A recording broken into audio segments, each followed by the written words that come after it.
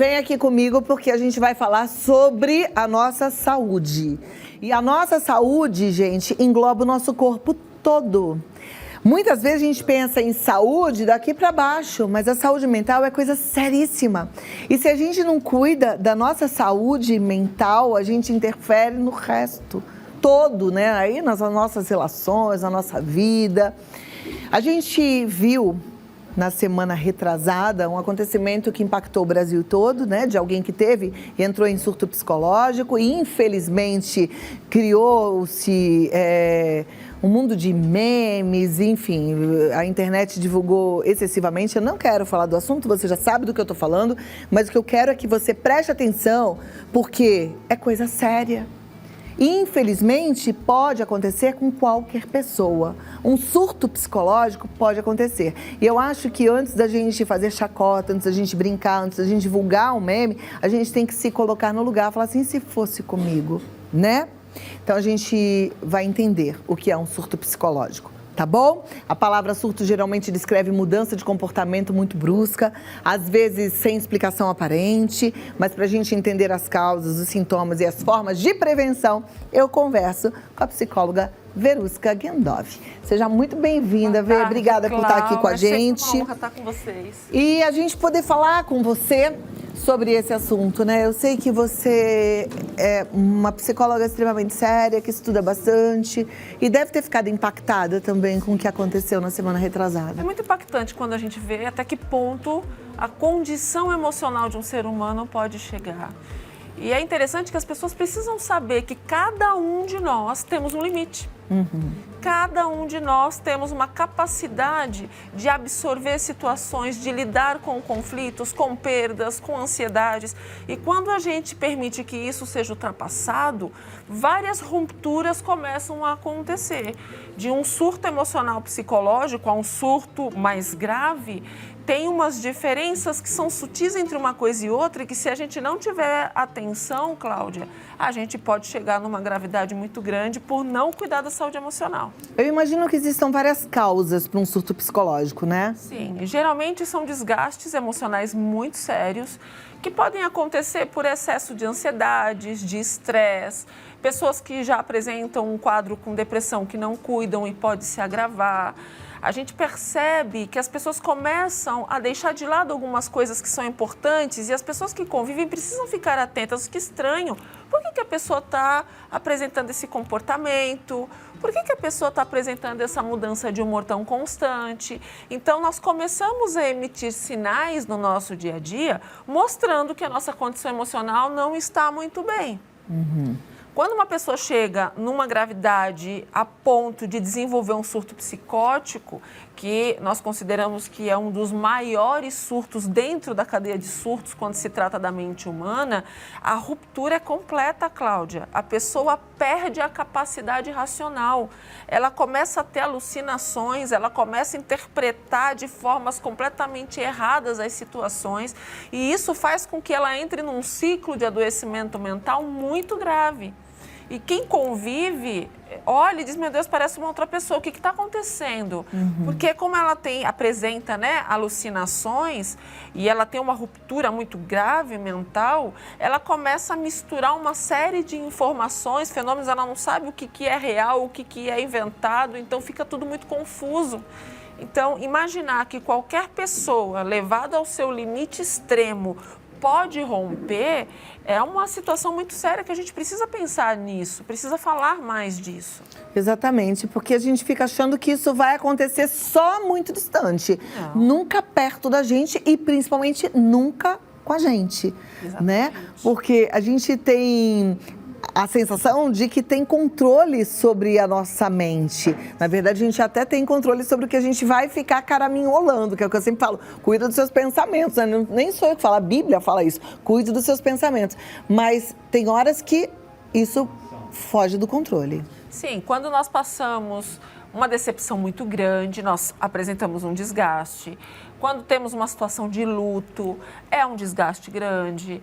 Quando nós somos surpreendidos por alguma armadilha da vida, alguma situação da vida e não sabemos lidar com essa situação de crise, são desgastes muito grandes. Então, nós temos uma capacidade de lidar com as crises até um certo limite. O que acontece é que a gente não tem o costume, pelo menos aqui no Brasil, de prevenir as situações. Se eu não estou bem, passei por uma situação difícil, como é que eu previno que isso piore? Como é que eu previno para que eu consiga resolver situações? Mas a gente nunca acha que vai chegar lá no topo, né, Verusca? A verdade é essa. É como quando, por exemplo, a gente é jovem, a gente não acredita que um dia a gente vai envelhecer. Quando a gente tem joelho, a gente não acredita que um dia esse joelho vai ter um desgaste, né? A gente acha que vai durar desse jeito, perfeito, né, com bom funcionamento para sempre. Agora, um surto psicótico, ele é rápido assim? Ou ele, por exemplo, uma vez instalado, ele demora para que a pessoa volte ao seu equilíbrio? Para se restabelecer leva um tempo, Cláudia, porque houve uma ruptura muito séria dentro do processo mental.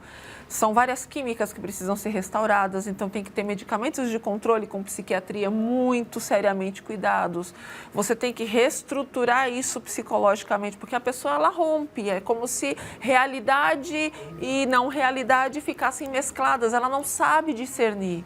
Imagina o que é uma pessoa não conseguir discernir o que é verdade e o que não é. Então ela entra num mundo de fantasia que mistura com realidade, que mistura com fenômenos que ela não consegue administrar. Então a recuperação ela leva um tempo, não é tão rápido, mas ela pode se recuperar. E eu sempre digo que quanto mais rápido a gente percebe que a gente não está bem, mais rápido a gente se recupera. Quando a gente deixa a situação ficar muito grave, leva tempo até reestruturar, porque o cérebro humano, Cláudia, ele depende de muitas estruturas e produções químicas, sinapses nervosas, é um equilíbrio químico muito grande. Tem hormônio que controla prazer, hormônio que controla sono, hormônio que controla o humor, então são muitas químicas acontecendo ao mesmo tempo. Você falou de hormônios, uma disfunção hormonal pode gerar um surto psicótico? Pode, já acompanhei alguns casos, inclusive. É muito comum pessoas que tenham alterações hormonais criarem bloqueio de produção química de hormônios cerebrais e isso criar um surto químico. Tá. Já vi pessoas surtarem também por conta de alergias. Então, as alergias, elas têm também uma capacidade de criar bloqueios químicos no cérebro, né? E outras questões também, uma hipoglicemia pode gerar um surto psicótico? Não, a hipoglicemia ela gera um apago. A pessoa ela tem perda de memória temporária, ela pode ter perda momentânea de alguma realidade, mas ela não chega a surtar. Tá. Os surtos, eles estão muito relacionados à questão de adoecimento físico. Algumas doenças podem causar isso, tumores, o câncer, dependendo da região, pode ocasionar um surto psicótico. Mas o que mais acontece, Cláudia, são desgastes muito graves. Qual é a diferença? Desculpa, pode continuar. Sabe você acreditar muito numa pessoa e você se decepcionar 100% e você não cuidar disso e aquela situação te desgastando a ponto de surtar? Isso é o que mais acontece. Olha, coisa séria, né? Lembrei agora porque esses dias a gente falou sobre abuso emocional, então, e a gente recebeu tanta mensagem, tantas mulheres sofrendo abuso emocional, é algo importante, viu, minha amiga? Você prestar atenção. Porque às vezes você está carregando uma situação nas costas e você sem perceber não está dando conta. Então precisa buscar ajuda mesmo, leve-se a sério. Mas o que eu ia te perguntar é qual é a diferença entre um surto psicótico, um surto psicológico e uma esquizofrenia? Quando a gente fala de uma esquizofrenia, Cláudia, a gente está falando de um processo que já vem genético, alguém da família já apresenta uma problemática, a pessoa já nasceu com uma predisposição genética de rompimento, essa pessoa já tem falhas de produção geneticamente. E quando ela chega num período de adolescência, onde os hormônios começam a ter uma ampliação, essa pessoa geralmente começa a apresentar um aumento muito agudo dessas falhas. E nesse momento, ela desenvolve a esquizofrenia. Ela tem como se fosse duas personalidades dentro dela. É como se ela fosse duas pessoas. É como se ela fosse duas personalidades completamente diferentes uma da outra. Então, ela tem uma ruptura que vem de um processo já genético, familiar. Entendi. Quando a gente fala de uma pessoa que surtou, a gente fala de qualquer ser humano levado ao seu limite. De qualquer ser humano que passou por alguma situação muito delicada da vida e não conseguiu lidar com essa situação situação de crise. Qualquer pessoa normal, como eu e você, que se aborreceu profundamente, que se desgastou profundamente, que se decepcionou profundamente. E a pessoa pode ter uma confusão grande como aquela que a gente viu. Pode. Da pessoa confundir o próprio marido. Pode, porque quando ela rompe, ela não sabe o que é realidade e o que não é. Ela vê a imagem que está na memória, mas não é a realidade que ela está vivenciando. A memória, ela começa a lançar informações que se misturam com informações de fantasia que se tem, de realidade que se tem, então não se sabe muito bem o que está fazendo. Eu já atendi várias situações que pessoas, por exemplo, iam escovar o dente, estavam em crise e elas não sabiam, elas pegavam escova de cabelo para escovar o dente, elas perdiam a noção da realidade. Não consegue se reconhecer como ser humano, que é uma característica importante para a gente humano, né? O que nos diferencia? Nossa capacidade racional, nossa capacidade de nos reconhecermos e de diferenciar do outro. Quando a gente tem um rompimento, a gente não consegue fazer diferenciação nenhuma, Cláudia. Quantas e quantas histórias a gente acompanha nas mídias de homens e mulheres que, quando descobriram uma traição conjugal, entraram num surto psicótico e se perderam, não sabiam o que estavam fazendo. E quando vieram se dar conta, fizeram algo tão absurdo que, se elas tivessem condição de controlar, não fariam. Com certeza. Então, até que ponto a gente permite que pessoas abusivas, situações manipuladoras, situações decepcionantes, traições, nos afete e nos adoeça. Então, o quanto a gente tem que ter esse olhar especial para a gente. Perfeito. Temos perguntas já? Vamos ver se tem perguntas. Vou pedir para a produção já colocar na tela. Se você ainda não mandou a sua, manda no 11 50 45 18 40, tá? A Karina de Itapiúna, Ceará, ela diz: por conta da pandemia, tenho passado muito tempo em casa, tendo muitas crises de ansiedade. Qual a solução? Olha, a gente tem que passar sempre por readaptações, né? A pandemia fez a gente passar por readaptações muito intensivas. Isso cria um desgaste, né? Então, se a gente já começa a demonstrar que tem núcleos de ansiedade acontecendo, já estou vendo que tem alguns descontroles que precisam começar a ser trabalhados. Então, a gente precisa começar a criar uma nova rotina, separando o momento de recuperação emocional. Então, que tal criar um momento de lazer? Que tal começar a criar uma rotina de saída dessa casa? E começar a se movimentar para criar novas opções de descarga emocional e de recebimento de informação. Se eu fico em casa só com aqueles desgastes, só com as preocupações, eu tendo a aumentar o meu desgaste mental, Cláudia. Então, Karina, se você puder ter um momento, aproveita esse final de semana, sai um pouco, vai para um parque, vai tentar respirar um pouco, vai tentar organizar as ideias, reorganizar as rotinas. Eu acho que esse momento é um momento de remarcar algumas coisas e recondicionar muitas outras, né? A gente vai recondicionando a nossa vida. Maravilha. Muito bem. Próxima pergunta. Obrigada, Karina, pela participação, da Beatriz de Salvador. Sou motorista de aplicativo e passo muito estresse durante o dia. Essa pressão excessiva pode me fazer surtar? Olha, Cláudia, por incrível que pareça, eu já atendi várias situações de motoristas de aplicativos em surto. Sério? Sério. É muito triste dizer isso, mas é uma realidade. Houve um impacto muito grande com a pandemia nesse processo todo. Então, existe uma cobrança deles e externa também. Existem situações de alteração emocional dos clientes que estão alterados por conta do momento que a gente está vivendo. E toda essa descarga de cobranças dos clientes que não estão bem e de toda a situação tem feito muitos motoristas de aplicativo entrar num surto psicológico. E o que ela pode fazer para prevenir, então? A primeira coisa que eu costumo dizer é: a gente precisa prevenir isso tendo descargas de emoção e começando a treinar a inteligência emocional para não absorver o que não é nosso.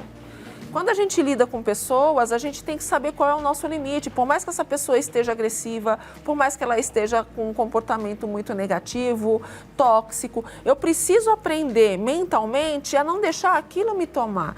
Então, eu preciso aprender técnicas de inteligência emocional para proteger a minha mente e é preciso ter momentos de descarga de novo.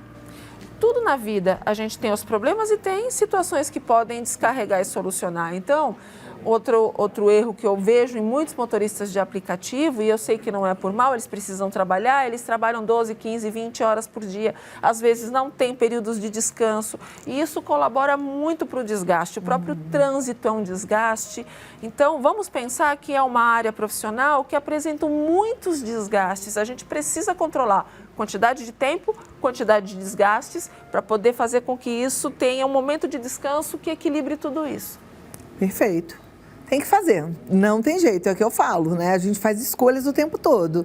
E organizar o dia é uma obrigação nossa. Ninguém vai organizar o nosso dia se a gente não organizar. E organizar de que forma? De que você tenha tempo para fazer esse desgaste, né? Esse desgaste não, esse descarrego de emoções, né? Sabe o que eu escuto muito deles? Mas eu preciso trabalhar, eu preciso conseguir juntar dinheiro para as minhas necessidades. Sabe o que eu costumo dizer? Se você adoecer e surtar, você tem consciência de quanto tempo você vai ficar afastado? Exatamente. Não é melhor separar um dia, 2 da semana para você poder ter esse momento de qualidade de vida, de lazer, de descanso, de Não, e tem que pensar nisso mesmo. Eu sei que é difícil a gente pensar, se eu adoecer, eu vou me afastar, porque a gente acha que nunca vai adoecer, nunca vai se afastar, né?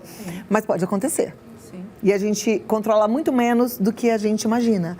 E as coisas dependem muito menos da gente do que a gente imagina. Acredita no que eu tô te falando. Sabe um sinal para você que é motorista de aplicativo que indica que você está iniciando um possível surto emocional, porque até chegar no surto psicótico, vários sinais vão acontecendo. Quando você começa a dirigir de forma agressiva. Ó. Começou a ficar muito irritado rapidamente, a sua temperatura emocional começa a esquentar demais nas situações de trânsito, já pode ser um alerta de que você não está legal, porque não está controlando o humor frente a situações adversas. Muito bem, Beatriz. Tem que amar mais, namorar. Outro dia eu li que pessoas mal amadas dirigem mais rápido. Sabia? Que são mais velozes no trânsito, que são mais perigosas no trânsito. Quando a gente sabe que tem alguém que nos ama esperando a gente em casa. Vai andar devagar, Carlinhos. Carlinhos, você é bem amado, Carlinhos. Eu conheço sua esposa, ela cuida de você com carinho, Carlinhos. Quando não a tem gente que correr, sabe, não. Cláudia, que tem alguém que nos ama em casa, nos esperando, Não é? a gente pensa 2 vezes. Exato. Gente, mais pergunta. A Marcilene, de Minas Gerais. A deficiência de nutrientes contribui para alguns surtos psicóticos e crises de choro, principalmente de quem tem transtorno borderline? Sim, tem 2 movimentos aqui nessa pergunta. Uma são as questões dos nutrientes, né? Realmente, nosso corpo precisa de nutrientes para poder fazer a recuperação química que o cérebro necessita. Então, uma dessas químicas é a vitamina D. A vitamina D é uma das principais, tem várias, mas a principal aí que eu coloco é a vitamina D. Sem esse nutriente, sem essa absorção de vitamina D, nosso corpo não produz a quantidade de hormônios que o cérebro precisa, na qualidade que o cérebro precisa. Então, a tendência da pessoa a adoecer é maior porque ela não tem a produção adequada. A outra parte da pergunta, o borderline, por conta de várias deficiências de produção, ele produz uma alteração de humor muito aguda. O borderline, ele vai de um ponto muito agudo de carência, de afetividade muito forte, por conta de erros nesse processo. Os erros cognitivos provocados por questões também químicas. Então, a gente está falando de uma pessoa que já vem de um adoecimento, que muito provavelmente também vem de carga genética, com desenvolvimento afetivo muito fragilizado. Então, é uma pessoa que precisa de um acompanhamento psicológico, de um tratamento químico para poder ter uma restabilização aí, uma estabilização emocional. Diferente de quando a gente está muito fragilizado e não tem uma doença emocional acontecendo, mas não está conseguindo produzir química o suficiente. A gente tem muito isso, quando eu digo a gente, mulheres, né? No período de TPM, períodos menstruais, onde as mudanças hormonais do progesterona e estrógeno fazem com que a gente fique mais sensível. E isso faz com que a gente tenha uma sensibilidade também muito maior emocional. Isso porque Verusca nem chegou na menopausa, né, gente? Mas o comecinho, esse climatério, às vezes deixa a gente doida. Sim. Por isso é que eu gosto tanto da reposição hormonal, a gente ficar em ordem. E as gestantes também, né? Deixa eu te fazer uma pergunta. Clé, ela é de São Paulo e ela diz: qual é o exercício de respiração para sair do estado de pânico? Sabe que tem uma coisa interessante com o pânico? O pânico, ele vem muito abruptamente. E aí a pessoa tem uma sensação de morte, porque a musculatura do corpo, ela contrai, a contração muscular, ela atrapalha o movimento mecânico pulmonar, então a pessoa sente um pouco de falta de ar, então ela tem a sensação que ela está infartando. Quando a gente trabalha a respiração, a gente trabalha a consciência da gente, a gente consegue se perceber. Mas tem umas questões que ajudam muito além da respiração. A respiração, você precisa sentir o movimento de entrada e saída do ar. Quando você foca na entrada e na saída do ar, na sua barriga, inflando e desinflando, você consegue controlar a crise de pânico e ela leva no máximo entre 5 e 10 minutos. Dificilmente é maior do que isso. Mas tem outras questões que ajudam muito com pânico, quando eu tenho, sabe aquelas bolas de borracha ou de tênis, você anda com elas na bolsa, e quando tem uma crise de pânico, eu começo a apertar aquela bola, Cláudia, eu estou jogando nossa tensão muscular toda para ela. Isso faz passar a crise de pânico mais rápido do que a consciência de respiração, porque quem não tem o costume de fazer técnicas de respiração, ou de fazer uma yoga, ou de ter essa consciência de respiração, ela leva mais tempo até no momento de crise ter essa percepção e acalmar.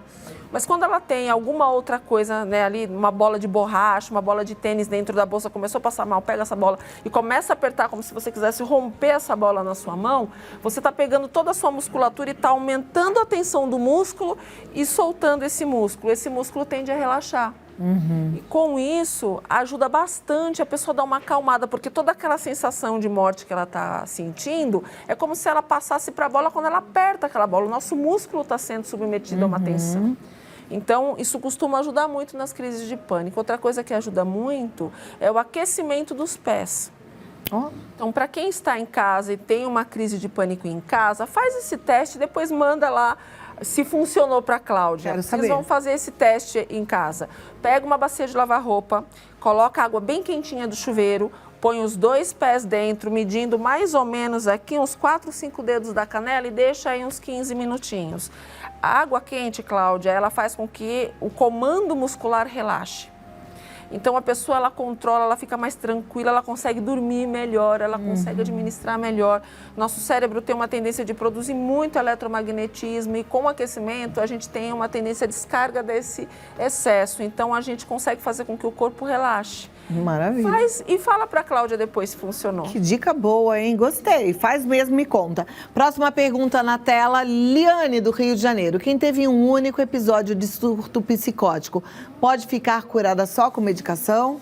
Olha, quando a gente tem um processo que cria um desgaste na gente, Cláudia, isso faz com que a gente fique sensível aos processos que acontecem na nossa vida. E aí, quando a pessoa chega num surto, é porque ela não conseguiu ter esse controle das crises que vivencia.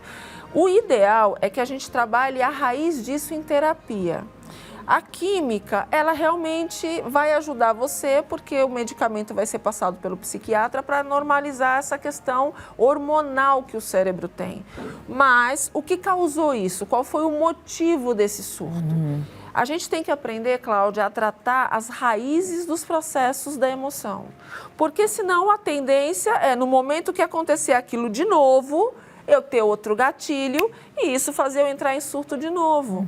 Então, independente do surto, se é um surto psicológico mais brando ou um surto psicótico que é considerado mais grave, se eu passei por uma situação assim, eu preciso buscar as minhas raízes, eu preciso tratar isso em terapia, independente do tratamento psiquiátrico que é feito de reposição química, para que eu aprenda a lidar com a crise, eu aprenda a ampliar o meu limite emocional e aprenda a desenvolver inteligência emocional.